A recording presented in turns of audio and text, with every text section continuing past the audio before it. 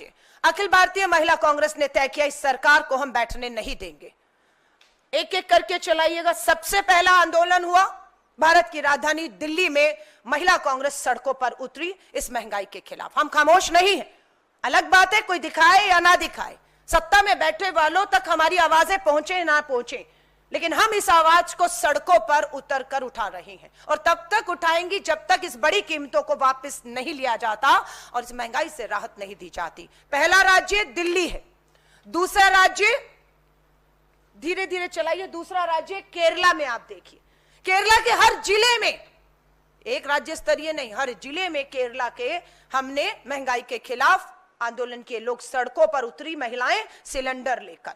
तीसरा राज्य राजस्थान में आप देखिए, मोदी की गारंटी वाला 450 का सिलेंडर नहीं, 1100 के ऊपर वाला सिलेंडर लेकर महिलाएं राजस्थान के जिलों में तपती गर्मी में गर्म सड़क पर बाहर बैठी हैं।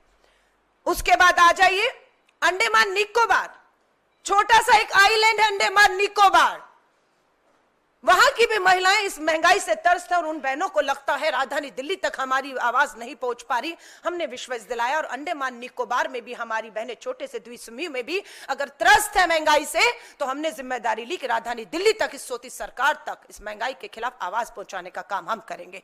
पांचवा राज्य उत्तर प्रदेश। आप देखिएगा उत्तर प्रदेश के भी लखनऊ से लेकर कानपुर से लेकर वाराणसी तक लेकर प्रधानमंत्री जी के संसदीय क्षेत्र में महिलाएं सड़कों पर बैठी हैं। आपको मैं पंजाब लेकर चलती हूं, ये हमारा छठा राज्य है पंजाब, जहां पर महिलाओं ने सड़कों पर उतरकर पंजाब के हर जिले में किया। अब आपको मैं छोटा राज्य भाजपा की डबल इंजन सरकार गोवा में लेकर चलती हूं। गोवा के बाद आइए पोंडुचेरी लेकर चलती हूं आपको मैं। पोंडुचेरी के बाद कर्नाटका। आप देखिए इसमें हमारी मध्य में महिला कांग्रेस की अध्यक्ष डॉक्टर सौम्या रेड्डी आपको दिखेंगे, हाथ में सिलेंडर है। पूरे कर्नाटक में हमारी सरकार कर्नाटक की राहत लगातार दे रही है, फ्री बस यात्राएं महिलाओं को मिल रही हैं। हमारी सरकार उन्हें आर्थिक मदद 2-2.5 हजार रुपया हर महीने डालती है कि वो कुछ काम कर पाए, कुछ कमाई कर पाए। पर पता लगता है जैसे ही हम उनके बैंक खातों में, हमारी सरकार तेलंगाना की हो, कर्नाटक की हो, पैसा डालती है, यहां से कीमतें बढ़ जाती हैं और वो सारा पैसा केंद्र सरकार की जेब में चला जाता है। हमारी तेलंगाना की सरकार 500 का सिलेंडर दे रही है। हम भाजपा को पूछना चाहते हैं, आपकी भाजपा की डबल इंजन की सरकार किस राज्य में मोदी की गारंटी वाला 500 का सिलेंडर दे रही है? हमारी सरकार तेलंगाना की दे रही है। हल्के में मत लीजिएगा, हम केंद्र की भाजपा सरकार को कहना चाहते हैं। कर्नाटका के बाद हरियाणा, यहां पर भी भाजपा की डबल इंजन की सरकार है। ये 12 से 13 राज्य जिन्होंने कल और एक दिन पहले आंदोलन किया और आज और कल भी जो बाकी के राज्य हैं वहां पर हमारी महिलाएं सड़कों पर इस महंगाई के खिलाफ उतरने वाली हैं। मैं खुद इस आंदोलन का हिस्सा बनते हुए बिहार पहुंच रही हूं। 17, 18, 19 और 20 मैं खुद बिहार के दौरे पर रहूंगी और खुद हम भाजपा की डबल इंजन की सरकार को बिहार की राजधानी पटना पर महंगाई के खिलाफ ललकारने के लिए मैं खुद एक राष्ट्रीय अध्यक्ष के तौर पर मेरी जिम्मेदारी है कि जब मेरी प्रदेश अध्यक्ष, मेरी जिला अध्यक्ष आदि आबादी को महंगाई के खिलाफ जो राहत देने के लिए लड़ रही हैं, हम सब उस पे सड़क पर उतरें। ये लूट खसोट का मामला है, कंपनियों को फायदा पहुंचाने का मामला है। और क्यों कंपनियों को फायदा पहुंचाया जा रहा है? एकमात्र लक्ष्य भाजपा के खजाने में चंदा लाना है।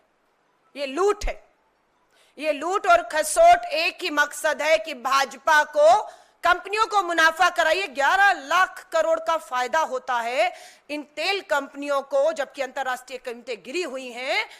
11 लाख करोड़ में से कितना भाजपा को चंदे में गया है? इस 11 लाख करोड़ में ये सवाल हम पूछेंगे और ये जवाब श्वेत पत्र लाकर संसद में प्रधानमंत्री जी को जवाब देना होगा। ये हमारी मांग है, हमारी बिल्कुल मांग है कि सीएजी ऑडिट की मांग पार्टी की तरफ से आधिकारिक रूप से हमारे महासचिव कम्युनिकेशन इंचार्ज जयराम रमेश जी ने की है। हम इस मांग को दोहराते हैं कि सीएजी ऑडिट किया जाए और हमें पूरा विश्वास है सरकार, ये ऑडिट जब किया जाएगा तो पता लगेगा कि सरकार की जो नीतियां हैं वो गरीब, मजदूर, आम आदमी, महिला को राहत देने के लिए नहीं, वो नीतियां मात्र तेल कंपनियों को लाभ पहुंचाने के लिए बन रही हैं। इसलिए इन नीतियों के ऊपर ऑडिट, सीएजी की जांच होनी चाहिए। दूध का दूध, पानी का पानी होगा। अगर ये नहीं होगा तो ये मान लिया जाएगा कि ये भाजपा पूरी तरह से इस पूरे खेल में शामिल है। हम मांग कर रहे हैं आधिकारिक रूप से कि सीवीसी और सीबीआई की भी जांच होनी चाहिए।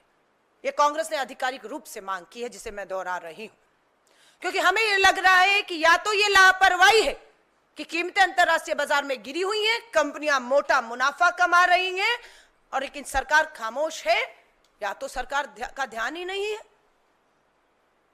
और अगर ध्यान है तो आपकी लापरवाही है, और या आपकी मिली भगत है, जो मैं दोहरा रही हूं। इस 11 लाख करोड़ के मुनाफे में आपकी हिस्सेदारी कितनी है, कितना भाजपा के फंड में आया है। इसलिए हम सीवीसी, सीबीआई की जांच की मांग कर रहे हैं, हम सीएजी ऑडिट की मांग कर रहे हैं।